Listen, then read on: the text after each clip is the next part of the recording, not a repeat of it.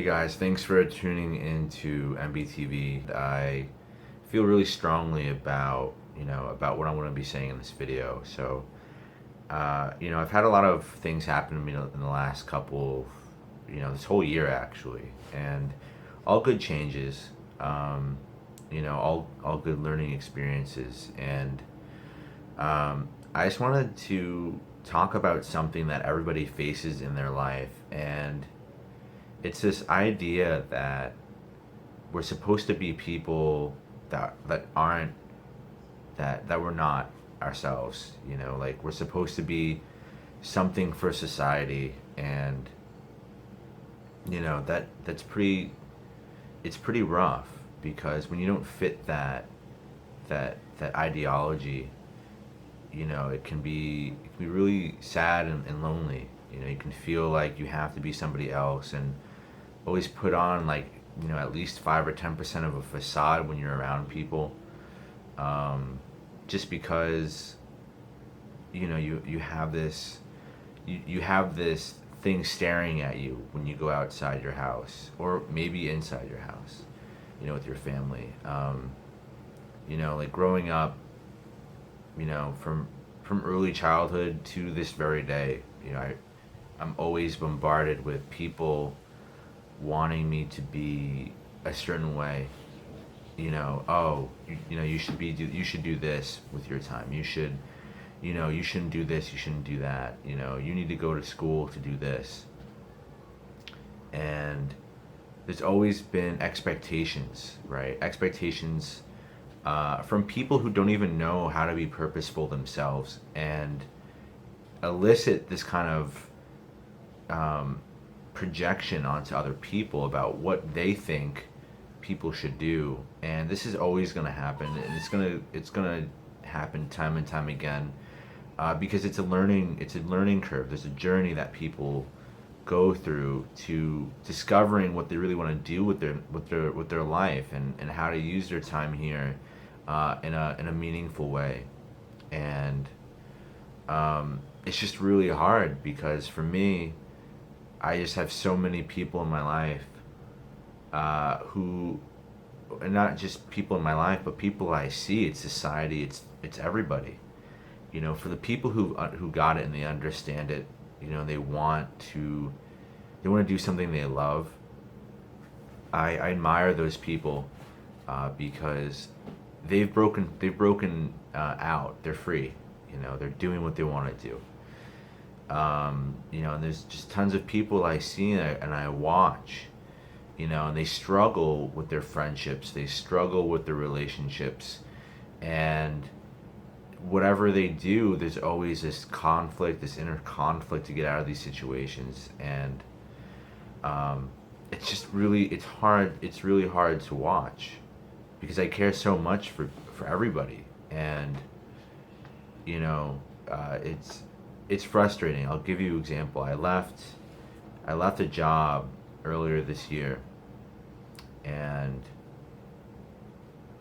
the backlash I got for doing my own purpose, for doing something that I truly love, was infuriating. It was scary, for the fact that people are so angry that other people can live their own life and make something of themselves in a different way that doesn't serve like another agenda, like a corporate agenda, or like somebody else's agenda.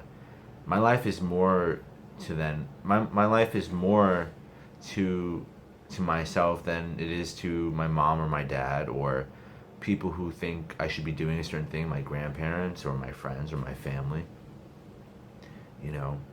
Growing up, I didn't even have any support, which is the ironic thing, is that not only did I not have any support growing up, is that now I finally have the power to, pursue what I love to do myself, and now everybody has an opinion on what I should be doing. I grew up in the depths of my own despair, as everybody else does in their early childhood, and for reasons I just do not understand, I wasn't supported in a healthy way, And it only made me really want to help people more and help people really take control of that power that everybody has on the inside and really make something of their time here, and that's always been a struggle with me throughout my life, is to really take advantage of the moment and really create actions for myself. And I see people not wasting their time but just struggling and not understanding how useful having a purpose can be in every other part of their life. When you have a purpose, when you're motivated and you're passionate and you love to do something, that trickles down into your relationships, it trickles down into your family, it trickles down into your finances, obviously, it trickles down into your overall happiness and well-being, and it's to take advantage of purpose, and having the accessibility to discover it, right? Everybody has their own unique and uniquely given skills for whatever they may be. Not even bringing in MBTI, but everybody's good at something. Everybody's good at something. Everybody has a way of exploring something passionately and being in the moment of something and helping other people. And to get backlash for doing something that helps people, I almost wanted to tell these people that try and cut me down on what I do. I just almost want to tell them, I actually help people, and I'm trying to make my own difference in the world that I live in, because I know that there's a greater, deeper spiritual reason for me being here, and it's to help in some way. And I understand that, and I don't want people to feel discouraged when society tries to infringe on their individuality, on their freedom. It makes me so upset knowing that there are people out there who don't know that society isn't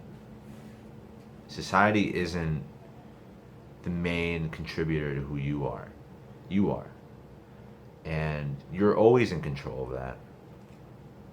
And I guess that's part of why I do what I do. It's just because, when I grew up, I was in a place of complete powerlessness, and I didn't have people to go to.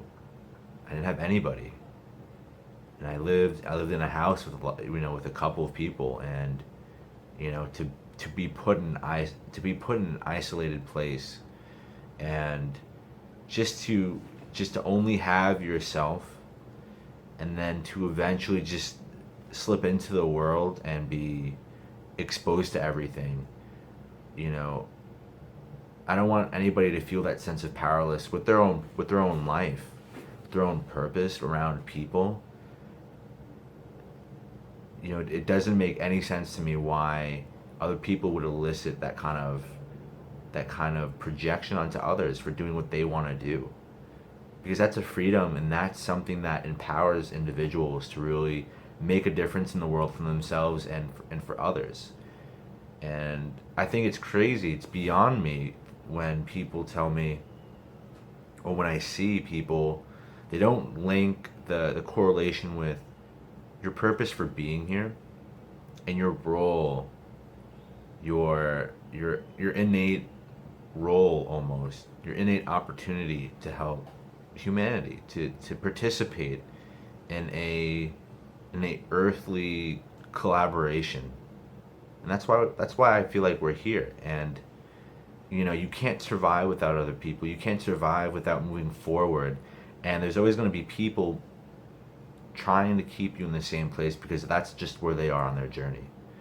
And there's going to be people that are good people, and you may think that they're good people, but then again, you're not moving forward 1 year later, 2 years later, 3 years later, and you're doing the same things that you've always done, and your opportunities are kind of caving in on themselves, and you're like crap, like where do I go from here?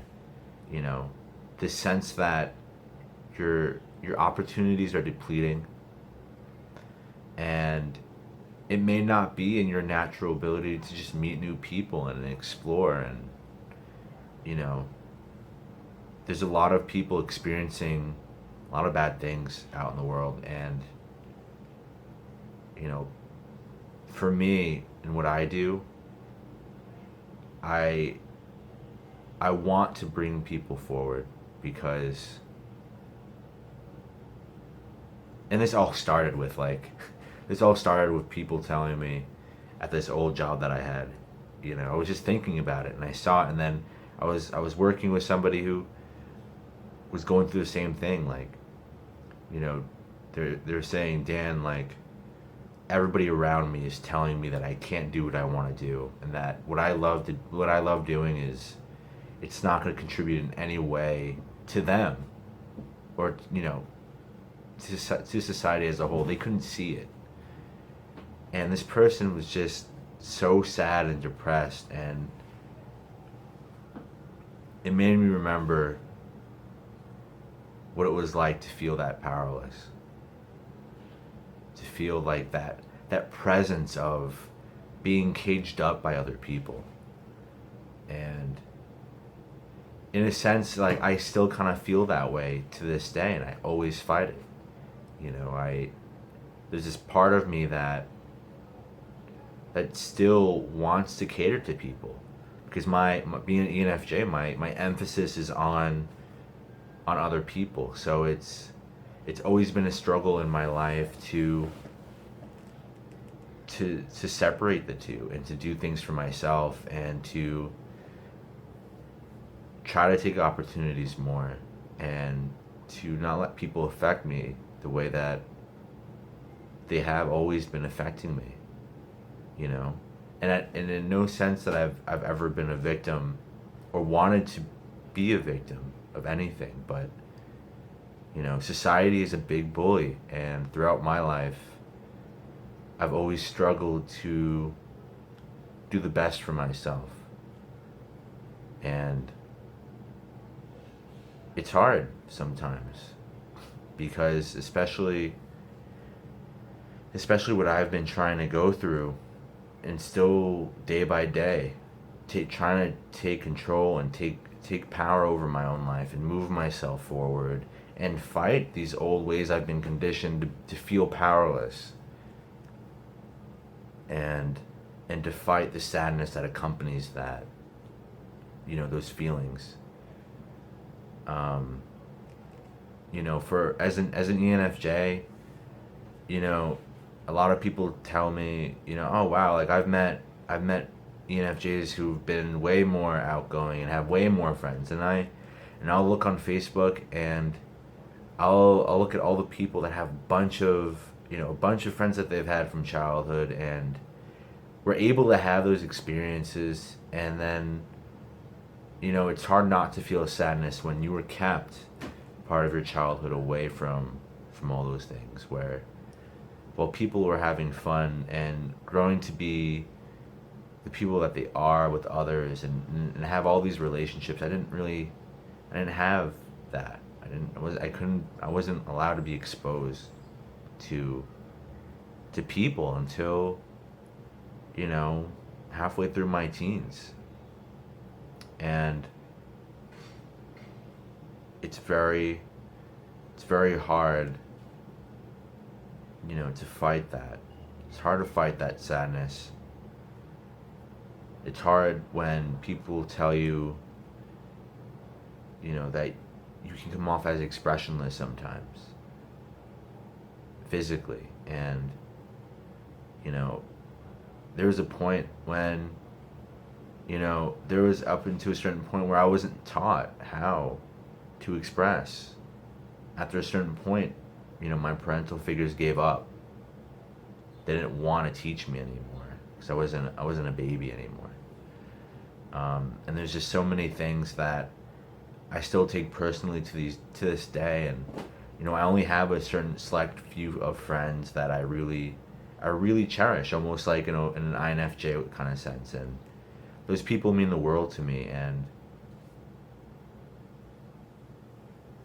it's hard because I want to be out there and outgoing, and I want to explore the world, and just be so extroverted. But until this day, I'm still fighting for what I want, because I still, up until this day, have no support, and I've never had support. And a lot of people don't get that, and I feel, and the people that I did connect with growing up, I felt still isolated, because all of my friends, that at a certain point, when I did start having a ton of friends, everybody had that parental support, family support. They're able to have fun. They're able to have fun. And, for me, if I try to have fun and I give myself that time, I still have other things to do. And, I had to grow up early, and I try to make time for everything that I want. And part of me, doesn't have time to help people that I want to help. And part of me doesn't have time to explore, my spiritual side as I did when I was like I'm only 24, but when I was like 18, 19, 20, I really wanted to get into meditation, and then I did, and then I had the craziest experiences. But part of me wants to explore all those things still. And I had a life, I had my life changed by somebody, and then that perpetuated me to want to know so much about people, right? When I first discovered what love felt on a, what love really felt to me, was the deepest way I've ever felt about somebody. It really made me want to know more about people. It made me want to know about love's role within the world, and within how we work our day, how it interplays with people. And from that point, I got into meditation. I got into dating a lot more seriously. I wanted to understand people. I wanted to understand people in like the most dynamic way you can ever think. And I grew to be very passionate about the friendships and the people that I meet, whether they be strangers, whoever that person may be. I always, in my mind, I always think that there are no coincidences to the people that we meet in our life, that everybody plays a certain role in growing, right? Regardless if this person is sitting next to you, on the bus, or you're walking down the street and you bump into somebody, or you're on a date with somebody, and then you're never going to see that person ever again. And there's a certain beauty, and sadness in that. There's a sadness in the fact that you can meet somebody and never know if you'll ever see them again. And to cherish those moments so much, and to try and convey that in a very authentic way, and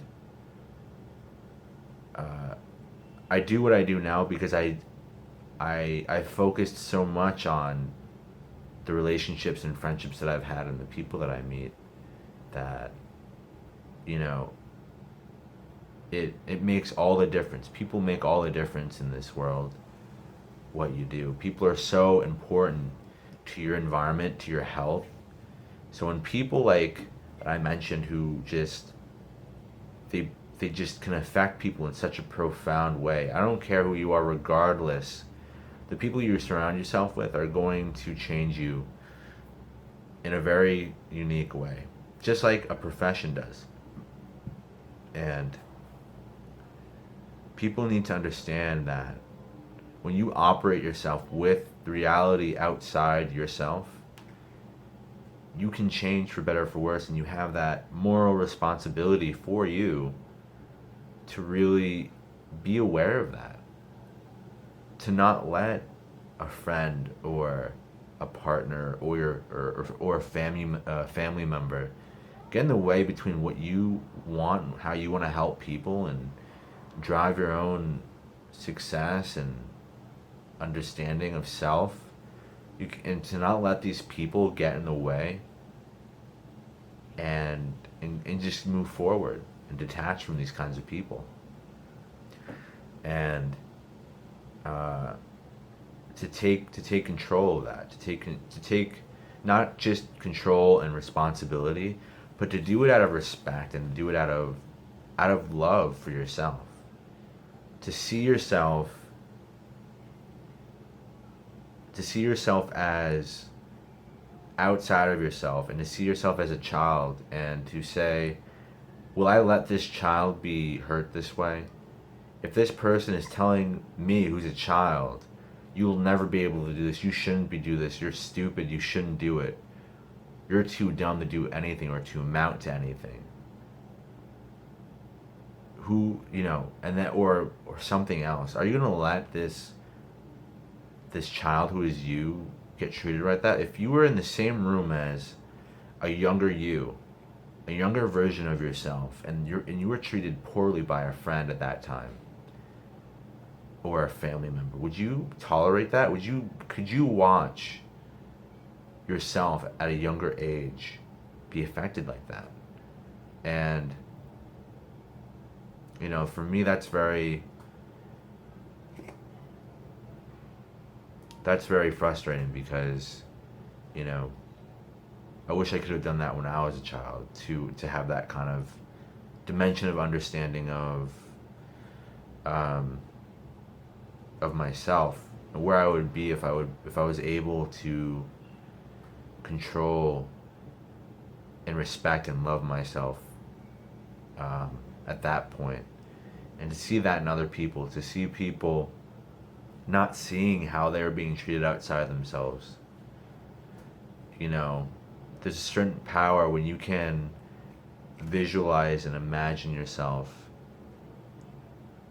seeing like an 8-year-old version of you being verbally assaulted, being verbally put down in a social dynamic that doesn't fit you, to be told that you're not enough, or you can't amount to what you really want to do in life. I want more people to understand that they have that power, that they've always had that power, and that the guilt isn't in actually separating yourself from this person and feeling bad for the person you're detaching from. It's worse, because that person is putting more of an emphasis on the guilt on the other person than understanding how it truly makes you feel, and how important it is that you do things for yourself. And I think that's what hurts me the most, is that people would rather feel guilt in detaching from what's bad in others and their relationships and their friendships, than really give themselves love. And I want more people to understand that this plays such a big role in the relationships we have, intimately, or with family, or with friends. So many people in our life still, at least one person we know has somebody who's not good for them, and they are neglecting their own needs to separate from this person, because they feel like this person's still a good friend, that they've always been a good friend, and that they've known them for a very long time, and that people don't change over time with loyalty. But actions speak louder than words, and when you start seeing a friend or family member revisit the same cycles with somebody else, they're still affecting them this way, they're still having them react the same way, they're still getting pissed off and sad, and they feel neglected, they feel like they can't amount to anything, and they still put themselves in that same place because of this person, and then they call this other person a friend, a loyal friend that they've always had for the rest, for from childhood, or not even, or somebody that's that's been very important. I'd rather be lonely than have people in my life not only tell me what to do, tell me what I can't do, but are just a negative model in my life, a negative influence in my life. And it's just taken me so long to build up to this point of saying to people like, listen, we can't do this. And most of the time, these people won't even know that they're being this way because they're not open to understanding how they themselves come off to others and who they are to themselves. That's why personal development is so important. It's because people affect people without even realizing it, without even understanding the social implications that they have affecting the people around them. And to just blame ignorance, to just call ignorance, to call stupidity, to call lack of awareness for these people. I don't want to give these people I just don't want to give these people that excuse, because there are no excuses when it comes to how you operate yourself. If you don't have a moral responsibility for how you carry yourself, you should cut your ties with everybody and really assess who you are, how you affect people, and then go out. Or just revisit every friendship in a dynamic way and uniquely identify what it is how you come across and how you affect people. And feel that obligation to change yourself. We live in the US anyway, we live in a society that there's just such an emphasis on other people.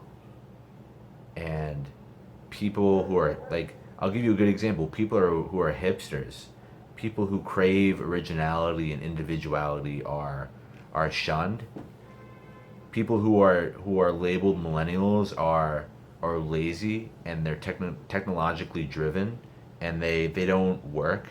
I used to work 80 hours, and all my friends used to work the same amount of hours, and they're all hustling to do something that they really want to do and contribute to the world. And then you have older generations telling them otherwise. Older generations thinking that they understand millennials, whereas if you go back in time, millennials have been resurfaced as those generations before them in different ways. We're not millennials. We're just people from age 16 to 30. That's just who we are, and that's been every generation of that age. And I don't believe in this influence that this culture has over people. That there's such a great influence on what other people are doing. Social media, such an influence on what people are doing, and showcasing this approval that no one at the end of the day really gives a crap about. Or it makes them feel horrible because they've been putting such an influence and effort to be a certain way that they still will always feel negative when they see other people's success because they are not doing something that they want to do. So then people find themselves in a perpetual state of approval and validation, and then they've wasted half their life away doing something that they didn't really want to do. And now they're trapped, and now they have a family, and now they have kids, and they don't have the time to do things that they really want to do in the way that they want. I think you can always contribute in some little way that reflects what you want to, how you want to help people, but I just don't. That's partly why I do what I do. It's to show people, hey, it doesn't really matter what people are doing. Do you contribute in your own way, be purposeful, let that energy trickle down into your life in its own way, and affect the people that you come across in a very authentic way, and always be present, and always revel and admire in the experiences you have with other people, and appreciate who comes into your life, and appreciate the fact that you have that control to navigate yourself however you want. And to realize and to come into realization that you are your own person, and don't give a crap about where people are in their life. Don't care about what people are doing. Just care about your work. What's your work contributing? How are you affecting other people in a good or bad way? Are you giving people, if with your existence in somebody's life, are you giving them more opportunity to grow? Or are you keeping them in the same place that you're keeping them? You're keeping yourself. And remember that there is no true sense of powerlessness. There's just only an extreme lack of creating opportunity and optimism in your life. That's what I would say that there is. It's not that people are powerless, it's people that are constrained not by their own device. And that if it's not by your own device and it's not by from other people and it's you, then create that opportunity and create that awareness, that responsibility to move yourself in a better direction, because it's all you.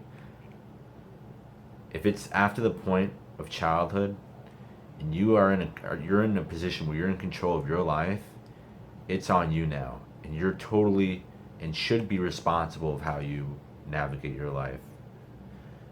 And yeah, it's a lot of work and it's a struggle. You have people along the way that will motivate you and help you and perpetuate your dreams, and then you can help them do the same. And